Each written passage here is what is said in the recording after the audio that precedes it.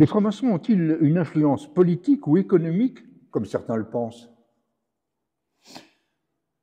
Il fut un temps, car comme vous le savez, la société évolue. Il est fort probable que dans les années 80, les francs-maçons avaient aussi cette possibilité forcément d'influer, et ils l'ont eu, car certains textes de loi découlent aussi d'un travail de fond fait par les francs-maçons. J'aurais tendance à dire aujourd'hui que la société évoluant, est-ce que c'est vraiment le ressort des francs-maçons d'influer ou de modifier le cours de la vie politique? Il est, à mon avis, important d'alerter les pouvoirs publics sur les faits de société.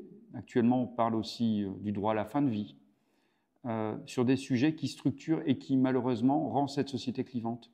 Alors, si la franc-maçonnerie peut apporter justement cette étincelle pour que naisse dans la tête de nos parlementaires, de nos gouvernants, l'idée qu'un débat doit s'instaurer, oui, mais la manière que la franc-maçonnerie apporte sa pierre à l'édifice dans le monde politique, oui, mais elle a évolué. Merci. J'ai eu un bug sur la deuxième question, je couperai. Hein. Je vais te la reposer, hein, comme ça on va repartir. C'est beaucoup de gens ont entendu parler de la franc-maçonnerie. Je la reprends parce que ça n'a pas pris. Ouais. Beaucoup de gens ont entendu parler de la franc-maçonnerie, mais sans savoir ce qu'elle représente. Comment la définiriez-vous? J'aurais tendance à dire que la franc-maçonnerie peut être comme une auberge espagnole. On va y trouver ce qu'on lui apporte. C'est avant tout une école de la vie. On l'a évoqué tout à l'heure ensemble. Je crois qu'en franc-maçonnerie, on va essayer de répondre à une question, c'est connais-toi toi-même. Est-ce que l'on se connaît vraiment, chacun, dans toutes les situations de la vie?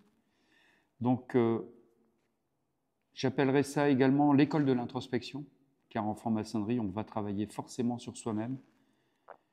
Ça peut arriver à tout à chacun, à un moment de sa vie, bien que le succès professionnel peut griser, ou tout simplement certaines épreuves de la vie, la perte d'un être cher, ou tout simplement une déshérence. Je pense que la franc-maçonnerie, oui, peut apporter quand même quelques réponses à des questions que tout à chacun peut se poser. Les francs-maçons ont-ils une influence politique ou économique, comme certains le pensent? J'aurais tendance à dire que oui, mais cette forme a évolué.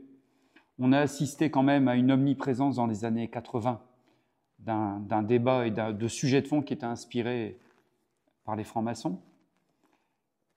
Je ne reparlerai pas de l'élection de certains présidents du Sénat qui ont été élus par les frères du Sénat.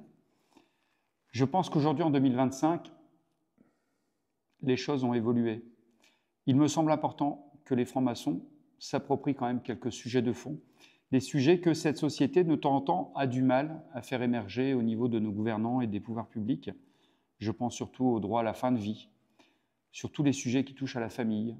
Et il me semble important qu'on puisse aussi en débattre déjà, dans certaines loges, dans toutes les loges, de manière à ce que cette expérimentation, ce laboratoire d'idées, puisse après faire émerger certaines idées à nos parlementaires.